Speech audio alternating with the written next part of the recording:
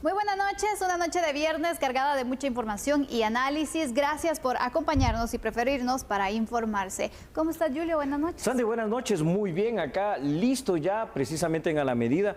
3 temas de análisis. Empezamos con uno que es siempre polémico, siempre terrible, ¿no? El tema de los coyotes, la muerte de un niño y la captura de 2 de ellos. Exactamente, así que vamos a comenzar entonces hablando acerca de los coyotes, los riesgos y también los casos que en muchas ocasiones son fatales. Comenzamos. Así es.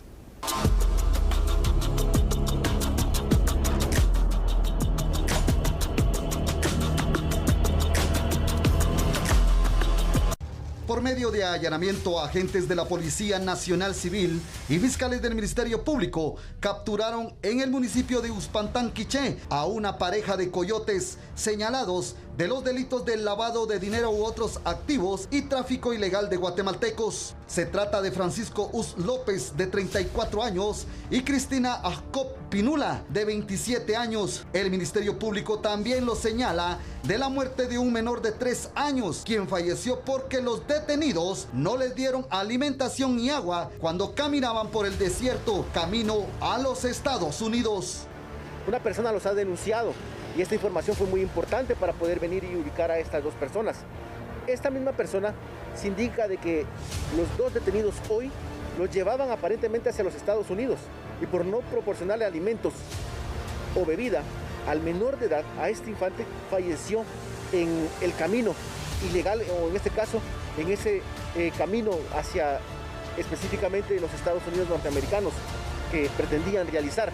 Fallece el menor y la denuncia de una de las personas que en algún momento estaba con estos 2 detenidos, quienes son presuntos coyotes, los denuncia y esto fortalece el trabajo de investigación y hoy se ponen a disposición del juzgado correspondiente porque hay órdenes de aprehensión en contra de estas 2 personas. Se les indica de tráfico ilegal de personas y se investiga la responsabilidad que puedan tener en relación a la muerte de este menor de edad. Investigadores indican que esta pareja de coyotes cobraban por persona entre 40 y 50 mil quetzales para llevarlos a los Estados Unidos. La ley lo define desde el año 2015 como el tráfico ilegal de guatemaltecos. Obviamente nosotros sabemos que la dogmática la jurídica lo define a nivel internacional como la trata de personas. Y coloquialmente aquí en Guatemala se les llama coyotes. Y qué bueno que hayan caído. ¿Sabes por qué? Porque en este caso, lamentablemente, esto del coyotaje vende ilusiones, crea pobreza, crea falsas expectativas. Hombre, Sandy, y está causando hasta la muerte. En este caso se investiga al menos una, pero una de una manera cruel y terrible de un niño, ¿no? De apenas de un par de añitos, el cual muere en el desierto simple y sencillamente porque no le dan agua, no le dan comida. Entonces, me parece bien, porque este es un delito, al final de cuentas, que está empobreciendo también a los guatemaltecos. Exactamente. Mira, la cantidad de dinero que les cobran a las familias, porque con este niño que perdió la vida, sí, fueron más de 50,000 quetzales los que se indica que pagó la familia, y al final el niño pues falleció en territorio estadounidense en los brazos de la abuelita.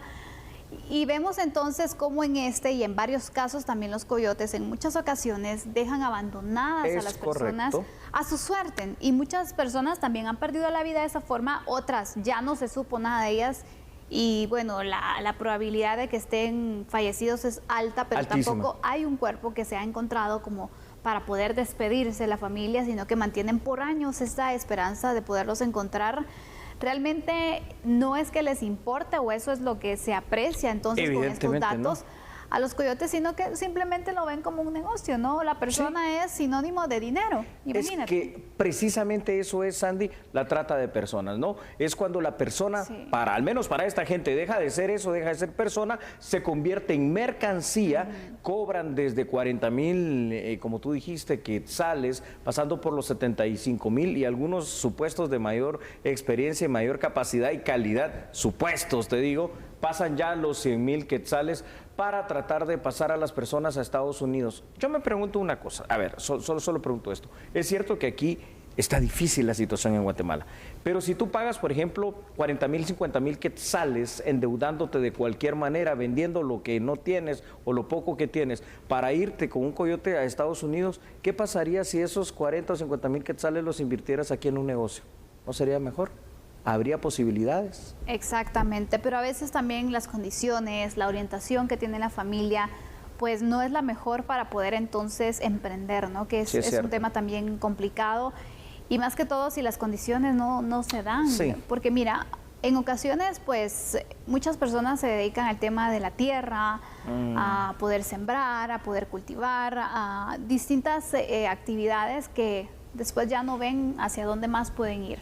Realmente no existe esa guía que les puedan dar en opciones para poder entonces crecer, para tener oportunidades, y lo ven que para emprender, ¿verdad? Lo que saben hacer pues se estancan ahí, no van a ganar más, las condiciones también complicadas a veces para dar un trabajo, y lo que optan es irse a Estados Unidos porque saben de casos de personas que se fueron, que les ha ido bien, que han prosperado, y bueno, ven en ellos un ejemplo de lo que puede ser su vida. Por eso, fíjate, Sandy, es que yo abogo tanto por el tema para el desarrollo, por ejemplo, rural de las cooperativas. Tú dices, bueno, aquí, allá en este lugar de Quiché, Uspantán, hay un grupo de mujeres artesanas, pues hagamos una cooperativa para las mujeres artesanas de manera que puedan tener ese capital semilla para iniciar y para comerciar en Guatemala, en el extranjero o donde sea, local o internacionalmente, sus productos. Lo mismo podría pasar con cualquier otro tema, pero creo que a veces falta también esa, no solo voluntad desde el plano político, sino que falta ese conocimiento de las personas. Y además, Sandy, hay que decir lo siguiente. Hay una desesperación en Guatemala, hay una desesperanza en Guatemala, hay una situación de inseguridad, de falta de oportunidades, hay una situación de hambre que casi lo que hace es que vean muchas personas la migración no como una opción, sino como la única de las opciones es quedarse en Guatemala y morir de hambre o de lo que sea, o morir en el intento, y entonces prefieren arriesgarse. Y mira, Julio, hay diversos motivos por los cuales se dan estas migraciones y por lo cual también es un atractivo, ¿no?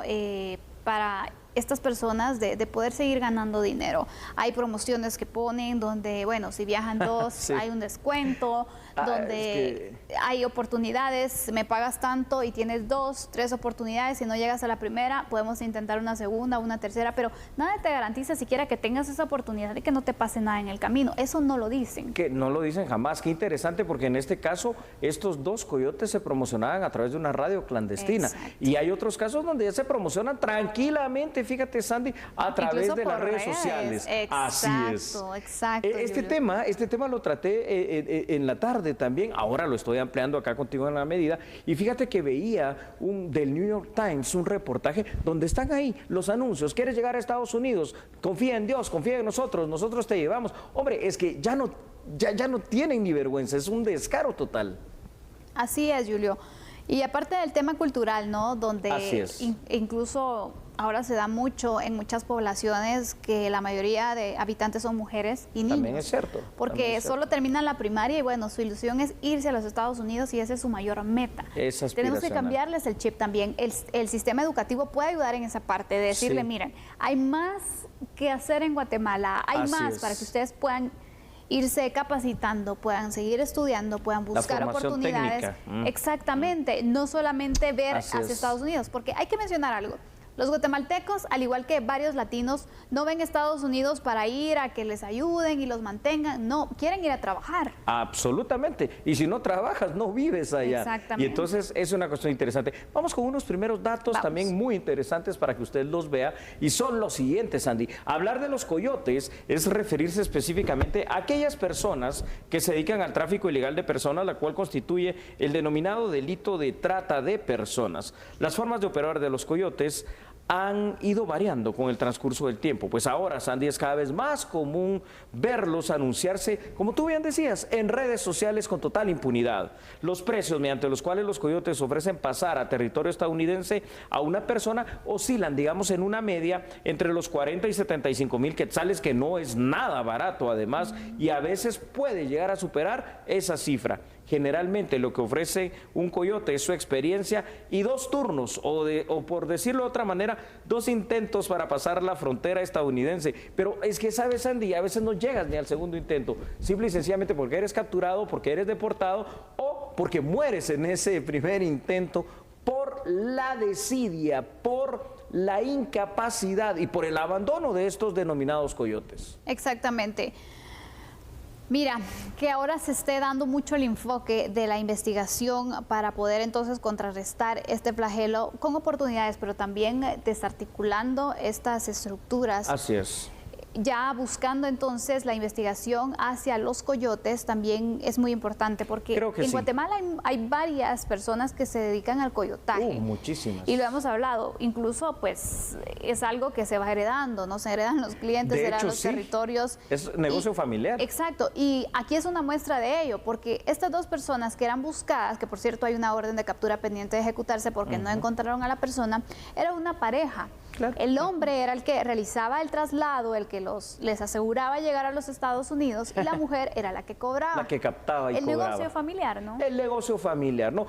Este es el verdadero ejemplo de una familia criminogénea, una familia que a sabiendas de que lo que hacen es delictivo, se dedican precisamente a delinquir, a estafar, a mentirle a la gente, a venderle ilusiones, a venderle falsedades. Si tú me lo permites, quisiera pedirle a nuestra producción que pusiéramos otros datos para ampliar este tema, y es que ahí los tiene usted en pantalla. Sin embargo, Sandy, la realidad nos está enseñando que actualmente los coyotes están asociados en numerosas ocasiones, primero con bandas de narcotraficantes en territorio estadounidense, quiero decir en territorio mexicano, a quienes deben de pagar su tributo. También es cada vez más común, Sandy, percatarse cómo los tratantes de personas abandonan literalmente a su suerte a sus clientes en el territorio mexicano. Y si mueren, pues como a ellos ya les pagaron, no les importa. Otra de las estrategias utilizadas actualmente por los coyotes es indicarles a sus potenciales clientes que si hacen, o mejor dicho, si se hacen acompañar por niños, van a obtener asilo político de manera fácil, lo cual es falso y muy falso. Por ello, los niños, imagínate esta depravación, ahora también son objeto de comercio dentro de este negocio ilegal de la trata de personas. Pues recordemos que en nuestro caso se ha llegado a determinar a través de las investigaciones de las autoridades de seguridad y justicia que se alquilan niños por entre 700 a $1,000 aquí en Guatemala para que acompañen a cualquiera y traten de llegar hacia Estados Unidos. Es una barbaridad. Totalmente. Mira, Julio, lo importante en casos que se van investigando es poder tener evidencias y poder tener también pues testigos, ¿no? Que puedan ayudar y aportar también en cuanto a los casos que se vayan presentando para lograr pues esas sentencias, que es el objetivo de detener a una persona por parte entonces del Ministerio Público, lograr confirmar la culpabilidad de esta persona. Pero también hay otro punto, y es que denunciar a un coyote es algo que normalmente no se hace. ¿Por qué? Porque imagínate, qué miedo, ¿no? Es que está en la misma comunidad, ¿verdad? Porque también un coyote lo vemos como la posibilidad de llegar a realizar el sueño americano, pero también lo vemos como sinónimo de poder. Es un delincuente. Que tiene sus contactos. Es que es un delincuente. Exactamente. Entonces, ¿cómo haces que la gente se atreva a denunciar estas situaciones? Ese es el problema.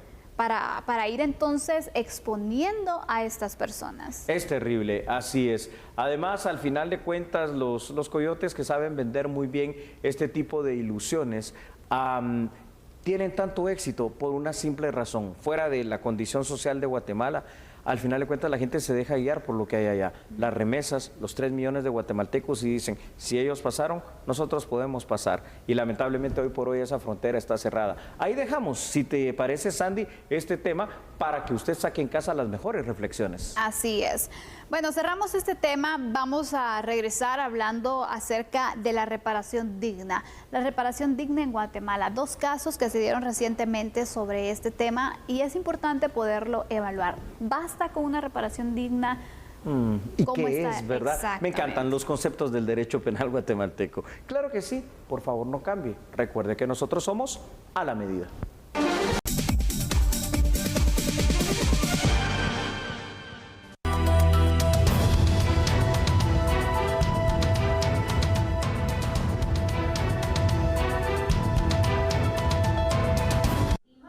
En el caso asalto al Ministerio de Salud, según una investigación del Ministerio Público, se sustrajeron en el 2012 más de 50 millones de quetzales a través de contratos ilegales y plazas de trabajo ilícitas. En este proceso penal, el pasado 13 de julio de este 2021, en el juzgado de mayor riesgo de el procesado y exgobernador de Baja Verapaz, Rafael Guzmán, fue sentenciado a través de un procedimiento abreviado a 2 años con 6 meses de cárcel por el delito de tráfico de influencias.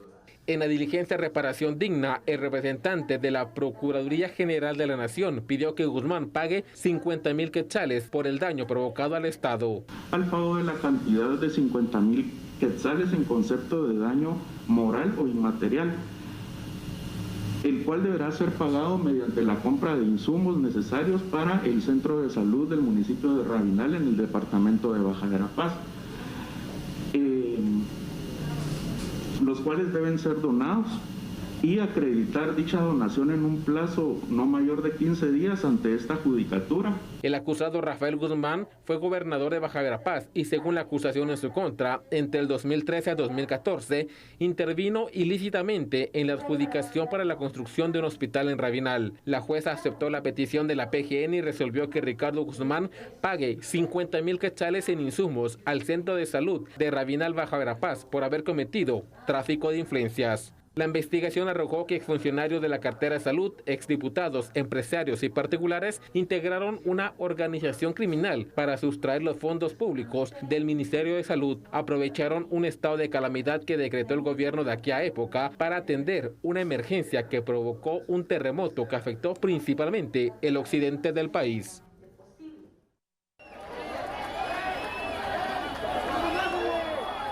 El 28 de noviembre del 2020, en la Plaza de la Constitución, a un costado del Palacio Nacional de la Cultura, varias personas participaron en la destrucción y quema de una unidad del Servicio de Transporte Público Transurbano.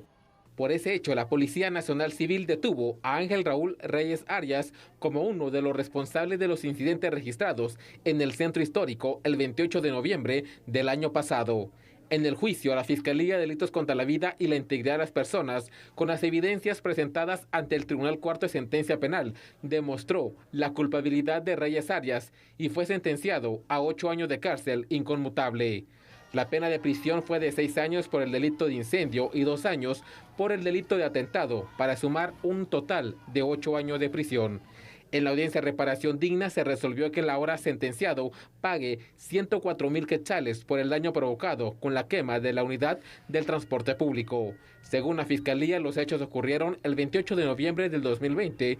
El ahora sentenciado participó en el incendio de un bus colectivo de la línea Transurbano y en el atentado cometido en contra de un oficial de la Policía Nacional Civil.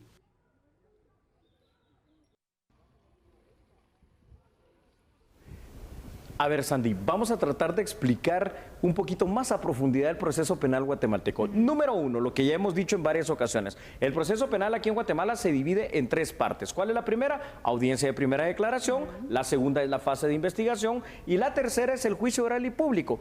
¿Qué pasa? En el juicio oral y público, Sandy, como tú bien sabes, hay 2 opciones. No se pueden tener. Lo primero que hay que tener claro es que un juez lo que dictamina es una resolución. Y esa resolución puede ser de 2 maneras, Sandy. ¿Cuáles pueden ser esas 2 maneras?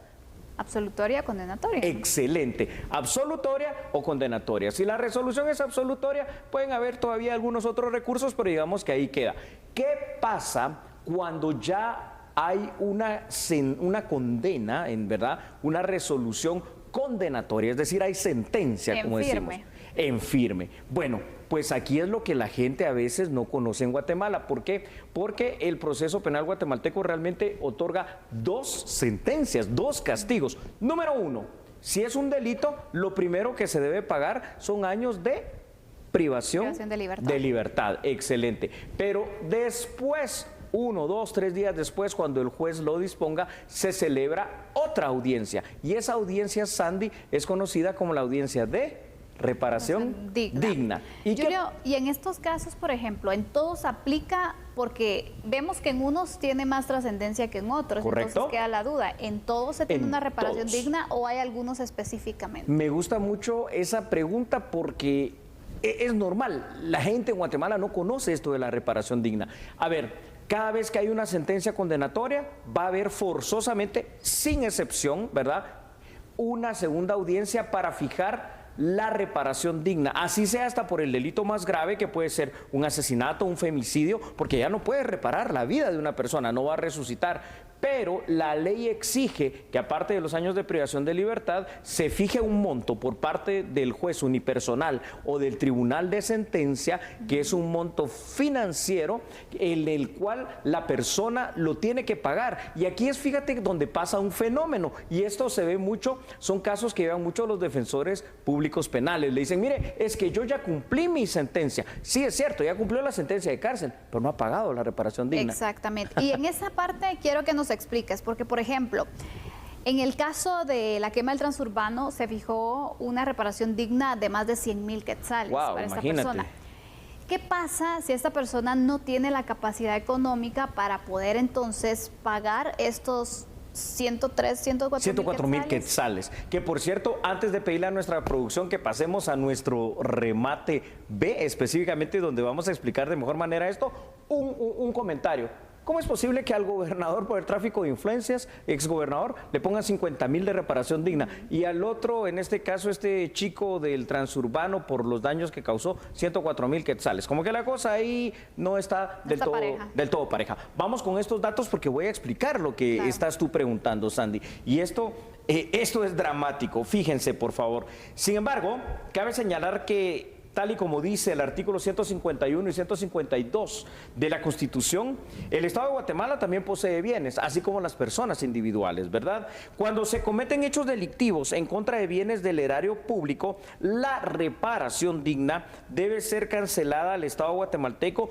de conformidad a la cantidad que dicte el juez. Y aquí viene la respuesta de lo que preguntas. Y si no lo puedo pagar, bueno, quien no pueda cancelar el monto de la sentencia dada en la audiencia de reparación digna deberá pedir al juez de ejecución el denominado perdón judicial, porque también lo pueden otorgar, hay un derecho de petición, pero solamente si así lo considera pertinente. De lo contrario, si no se solicita o si el juez dice no, hay una sentencia firme y hay que ejecutarla, deberá conmutarse, es decir, no puede pagar los 104,000 quetzales, no se preocupe, se lo vamos a cambiar. ¿A qué se lo vamos a cambiar? A razón de entre 5 a 100 quetzales diarios, para que sumado en días de privación de libertad se llegue al tiempo del monto fijado, es decir, puede estar mucho más tiempo privado de libertad por el monto fijado de audiencia de reparación digna que por el monto fijado en años de privación de libertad.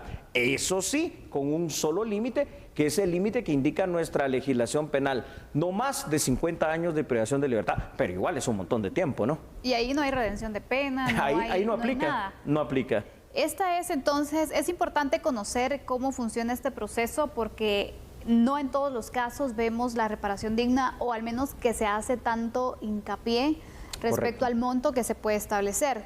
Nos explicas entonces que en todos los casos se aplica y en todos los delitos también. Fíjate que es cierto, en todos los casos y en todos los delitos. Recuerdo eso sí, porque también por eso hay que explicar todas las aristas, ¿verdad? Lo general es eso que se tiene que pagar y cancelar, porque así es la sentencia.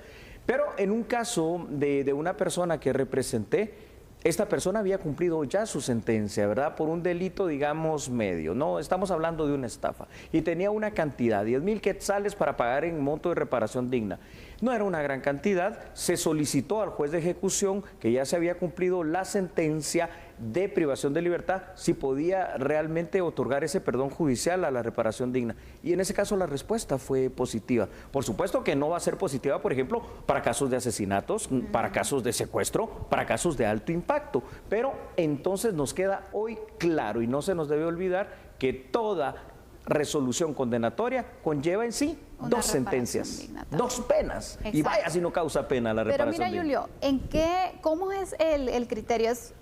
Es bien difícil de comprender a veces las resoluciones, porque dando los dos ejemplos, los dos casos de esta semana, el caso del exgobernador versus el de este chico que incendió, que fue uno de los que incendió. Que no fue el único, además. Exactamente. Sí. ¿Por qué la diferencia entonces en el tema de la reparación digna? Es decir, ¿porque hay más daños? ¿O cómo se mide esta situación? Varias cosas en las cuales podemos o no podemos estar de acuerdo. Particularmente, yo no estoy de acuerdo en esa situación de que sea el criterio del juez y que no exista, digamos, una tabla, ¿no? Algún parámetro. ¿Por qué? Porque se supone que si el otro era exgobernador, por el simple hecho de ser un funcionario público y haber defraudado a la población guatemalteca y al Estado, esa pena podría inclusive haberse aumentado en una tercera parte, en ambas situaciones, tanto en la prisión como en la reparación digna. En el caso del chico, la pena es alta porque es lo que estima el juzgador, en este caso el tribunal de sentencia, de que es lo equivalente al daño causado, es decir, lo que cuesta el autobús que se quemó, que pues evidentemente ha de ser caro,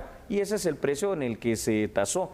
Pero así es como debe de verse, es decir, al menos en la ley, tiene que ser equivalente, fíjate tú, equivalente al daño causado. Pregunta, ¿y cuando es un femicidio? Pregunta, ¿y cuando es un asesinato? ¿Acaso le podemos poner precio a la vida? Entonces, ahí, ¿qué es lo que pasa en esas audiencias de reparación digna? Generalmente se han fijado montos de 100,000, 200,000 quetzales, que es lo que estiman, porque hay que estimar al final de cuentas un precio, el precio de la vida. Y eso, para muchos de los condenados, es impagable, ¿no? Y casi aquí representa, pues, aunque no existe, la cadena perpetua, ¿no? Algo muy similar a... ¿En los casos de familia aplica esta situación? Sí, también? aplica también. Fíjate que aplica en casos donde yo he visto, fíjate, Sandy, sentencias de reparación digna, la más grande que yo he visto, hasta por 1.7 millones de quetzales. Wow. Y resulta que la persona no los puede pagar y ahí sigue, privado de libertad, esperando hasta que llegue a los 50 años de privación de libertad, que no sé si va a llegar, porque estoy hablando de un hombre de 70, 75 años. Imagínate, y la verdad también, pues los criterios que tendrán los jueces... Defraudación tributaria fue el caso, ¿eh?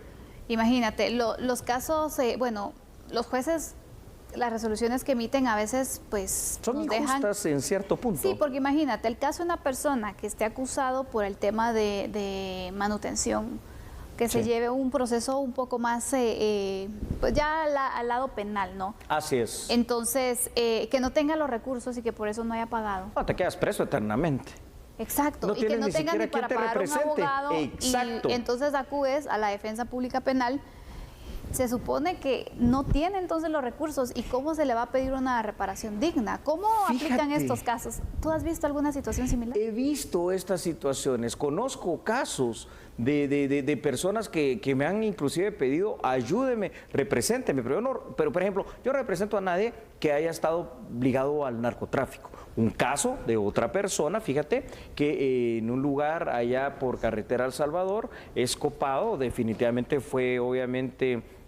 fue alertada la PNC por la Policía Nacional Civil, revisan su vehículo, llevaba alrededor de 1 millón de quetzales, 1 millón y pico, 1.200.000 quetzales, es trasladado a Torre de Tribunales, es condenado a X cantidad de años, no muchos, alrededor de unos 8 o 10 años, ya cumplió la pena, pero no puede pagar ese 1 millón de quetzales. Y aquí lo que pasa y lo que es interesante, Sandy, que la gente, como no conoce de la reparación digna y no conoce que hay procesos en los cuales, por lo menos por el artículo 28 constitucional, puede decirle, señor juez, podemos revisar eso y hacer algo más, se queda prácticamente eternamente privada de libertad. Terrible, ¿no? Para ir concluyendo, entonces, ¿buena o mala la reparación digna o hay que analizar también, modificar esta situación? Pero hay que modificarla. Hay que analizarla, hay que estandarizarla y hay que ser parejo para todos. Y duro con los que hay que ser duro. Asesinos, secuestradores, funcionarios públicos que se aprovechen, en este caso, a través de corrupción y del erario nacional. Sandy, una pregunta, ya que terminamos este tema. Tú hay varios países que conoces. Japón, si no me equivoco, es un país que tú conoces, ¿verdad? Así es. Por cierto, es un aliado estratégico para nuestro país en diversos sectores, que le daremos a conocer cuando regresemos, porque también se tendrá una ayuda para nuestro país y tiene que saber de qué se trata. Yo tengo una duda antes de irnos a esa pausa. ¿Qué será y por qué se estará dando esto que ahora Japón va a venir a ofrecer esta ayuda? No estoy diciendo que no lo haga antes, sí lo ha hecho antes, pero es que ahora es una ayuda fuerte. ¿De qué se trata? Eso sí lo miramos cuando regresemos, ¿te parece? Así es, lo invitamos a seguir con nosotros, ya volvemos. No cambie porque nosotros somos a la medida.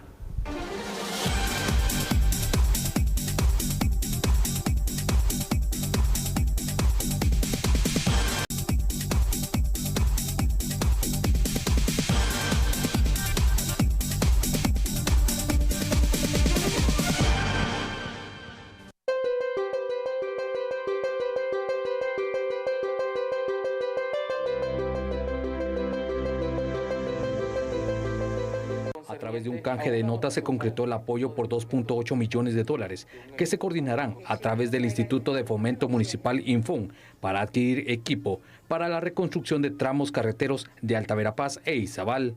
Además de eso, acabamos de firmar en el canje de nota del proyecto de la asistencia financiera no reembolsable de 2.8 millones de dólares para suministrar los equipos de construcción para la recuperación de zonas afectadas de las tormentas. Mediante esta asistencia espero que se vaya avanzando la reparación de la carretera dañadas en el departamento de Alta Verapaz y Izabal y se recupere la vida de las comunidades divididas hasta ahora. Estos recursos serán destinados al Instituto de Fomento Municipal, que en coordinación con la Embajada de Japón en Guatemala seleccionarán, con base en las necesidades inmediatas, el equipo requerido para avanzar con la reconstrucción en beneficio de la población guatemalteca afectada por las depresiones tropicales ETA e IOTA a finales del año pasado. Asimismo, se resaltó el interés de Japón en temas de salud, infraestructura, desarrollo rural, medio ambiente, educación, ciencia y tecnología. Pero también el apoyo a la situación de la pandemia del COVID-19 en Guatemala es un tema que le interesa a Japón apoyar a nuestro país. Por eso se da a conocer sobre la siguiente donación. Equipos de cuidados intensivos y de cadena fría, entre otro tipo de insumos, son parte del apoyo que ha coordinado Japón y que viene en camino. Así lo aseguraron representantes de dicha nación. El monto por este tipo de cooperación en materia de salud asciende a 4.3 millones de dólares. Para responder a la pandemia, es muy importante contar con colaboración bilateral. En este contexto, el Japón ha estado ofreciendo cooperación y asistencia a Guatemala, proporcionándole equipo médico para poder mejorar las capacidades de los hospitales y en general del sistema de salud de este país. Esto incluye el manejo de la cadena fría necesaria para asegurar que los servicios médicos puedan ofrecerse a todas las personas. La asistencia asciende a un monto de 4.3 millones de dólares y esta asistencia está en camino. También anunció que la cooperación técnica se proporcionará para mejorar la capacidad de las unidades de cuidados intensivos en Guatemala, misma que iniciará pronto. Asimismo, Japón anunció la donación de 30 millones de vacunas contra el COVID-19 a distintos países. Se ha recibido la solicitud de Guatemala para ser beneficiada con dosis para atender la pandemia, por lo que ha comenzado el examen por parte de un equipo técnico encargado del proceso de distribución. Usted va a disculpar mi japonés porque no hablo nada, pero el ministro de Relaciones Exteriores, que lo vimos allí en estas imágenes, de nombre Toshimitsu Motegi, quiero hacer la recapitulación de lo siguiente. Fíjate, Sandy, que es una ayuda que a mí me llama mucho la atención. 2.8 millones de dólares para reparar carreteras de Izabal y de Alta Verapaz dañadas por las tormentas ETA y IOTA. Y 4.3 millones de dólares de Japón para poder atender nuestro sistema de salud, el tema de los cuidados intensivos para el COVID-19 y aparatos, en teoría también, para la cadena del frío de las vacunas. Es cierto, Japón es un aliado de Guatemala, no decimos que no, es un aliado es más que político, es un aliado estratégico, un aliado comercial. Pero ahora estoy viendo esta buena voluntad de Japón hacia Guatemala y en lo particular se agradece, ¿no? Por supuesto que se agradece. Pienso que también tiene que haber algún otro tipo de interés o de intercambio y creo por ahí que pudiéramos tener una teoría también en esto. ¿Cuál es tu teoría, Julio, respecto a esta ayuda que se está dando de parte de Japón, que es tan importante, tantos millones para Guatemala? Fuera de que Japón es este aliado estratégico para lo social, para lo comercial, pues cuando preparábamos el programa hablé con Andrés Estrada. Tú sabes que él es el hombre que sabe del mundo, Apuntes del Mundo, por cierto. Usted lo tiene que ver, ¿no? Sábado y domingo. Y le preguntaba cuál era esa realidad de Japón. Y fíjate, Sandy, que me estaba percatando a través de Andrés Estrada que la realidad japonesa es la siguiente, la misma que tienen los europeos. Una población ya anciana, muy anciana, muy pocos jóvenes ya no están teniendo hijos y entonces van a necesitar gente que sean agricultores, que sean pintores, que sean mano de obra calificada. Y es tal vez por allí donde Japón, ahora que no ha tenido tal vez esa costumbre tan así al mundo, se está abriendo hasta de una manera que me parece maravillosa, pues, pero tal vez para buscar también llevar la mejor inmigración para apoyarlos en lo que necesitan. 30 millones de vacunas para el mundo, para donarlas, es que es también bastante, es mucho, ¿no? Exactamente. Entonces puede haber ahí ese intercambio de intereses, interesante. Probablemente sí, porque también Japón apoya con muchas becas para Eso es correcto, de estudio, ¿verdad? Para irse a profesionalizar desde licenciaturas, maestrías, doctorados y diversos también cursos técnicos para que pues puedan reforzar sus conocimientos. Por eso esa teoría podría irse reforzada en este punto. Pero también hay que ver que las relaciones que se ha dado bilaterales entre Guatemala y Japón también se han ido fortaleciendo. Eso es correcto. En los últimos años, porque pues antes no existía tanto, ¿no?, ese interés y esa buena relación, porque creo que este es uno de los puntos también importante, la relación que se tenga para que exista ese interés de poder hacer donaciones como estas, con diversos objetivos. Yo creo que inclusive tal vez pocos guatemaltecos a este punto saben que aquí en Guatemala está JICA, ¿no?, que es la Agencia de Cooperación Japonesa para el Exterior. Y a través de JICA, como tú tienes razón, hasta este punto habíamos visto mucha ayuda para los guatemaltecos en el tema de la profesionalización, por ejemplo, ahí sí que de especialización de profesionales. Algunos médicos que se especializan, algunas otras situaciones tremendas, pero ahora estamos viendo una ayuda distinta y es una ayuda monetaria, una ayuda en especie inclusive, y es una ayuda que vemos con buenos ojos. ¿Sabes por qué? Porque Guatemala debe abrirse al mundo y el gran mercado asiático ahí está. Exactamente, es una muy buena oportunidad. Y mira, Japón tiene mucho para poder aportar también en cuanto a experiencias, en cuanto a oportunidades para nuestro país, porque por ejemplo están repuntando mucho el tema de la agricultura. Ellos tienen un buen sistema también de cooperativas correcto, que les ha funcionado mucho, entonces podríamos aprovechar también esto y el apoyo que se pueda dar para ir fortaleciendo estos puntos que lo hemos dicho en repetidas ocasiones que son una debilidad en nuestro país. Por donde lo veamos, muy interesante este acercamiento de Japón a Guatemala. Ahí se lo dejamos para su análisis con nuestras teorías y seguramente con las mejores, que son las que usted tiene. La parte informativa también es muy importante, ¿no? Y vamos a regresar con ella. Con más noticias nacionales e internacionales, por favor, no le cambie. No cambie, nosotros somos A la Medida.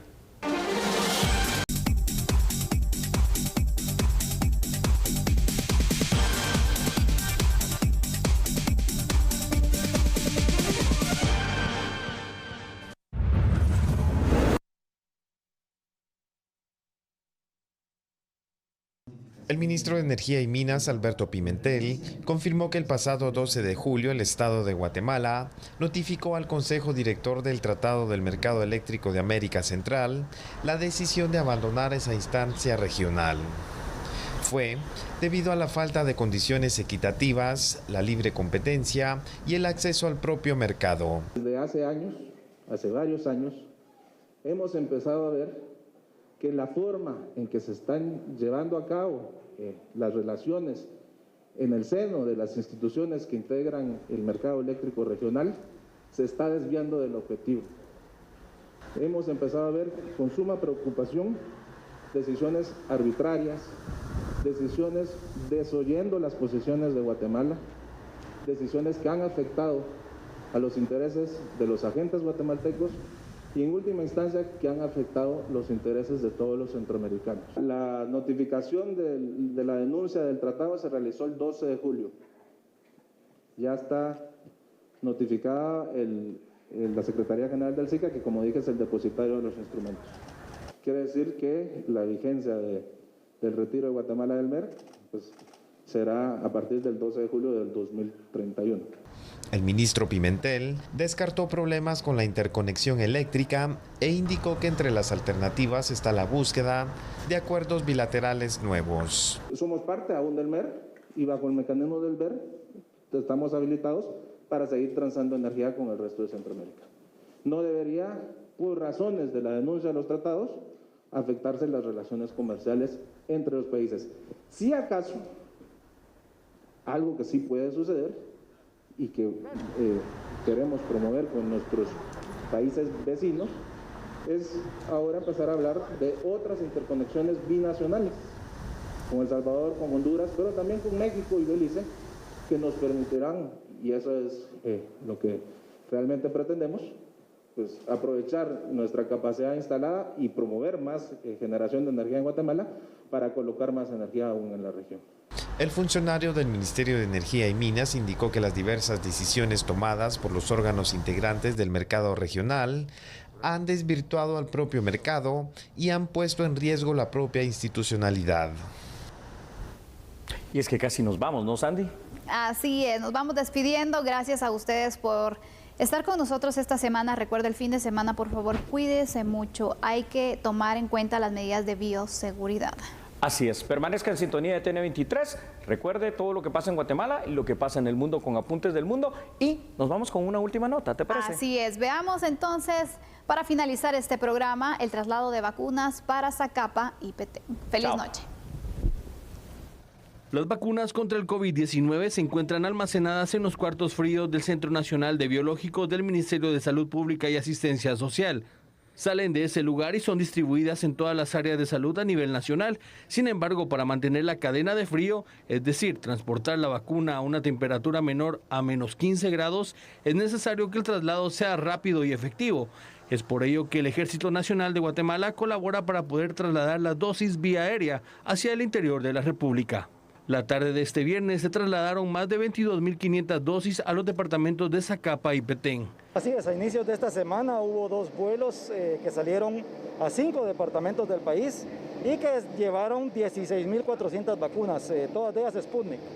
En esta ocasión estamos hablando de 2 aeronaves más que saldrán, una con destino a Zacapa, que está trasladando 5.200 vacunas de Sputnik y 6.680 vacunas de Moderna.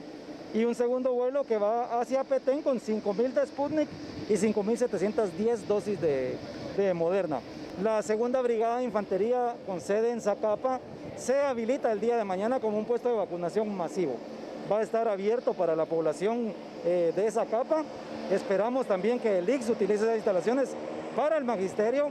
Y asimismo aprovecharemos también para inmunizar a nuestro personal como parte de la fase 3 del Plan Nacional de Vacunación. ¿Continuarán los vuelos, me imagino, coronel, el apoyo del Ministerio de Salud Pública y Asistencia Social para que las vacunas lleguen rápidamente? Sí, todos los recursos del Ejército de Guatemala en cumplimiento al Acuerdo Gubernativo 85-2021 están disponibles en apoyo al desarrollo de este Plan Nacional de Vacunación. Fueron trasladadas 11.880 dosis hacia el departamento de Zacapa. En menos de 30 minutos las dosis ya habían llegado al departamento oriental.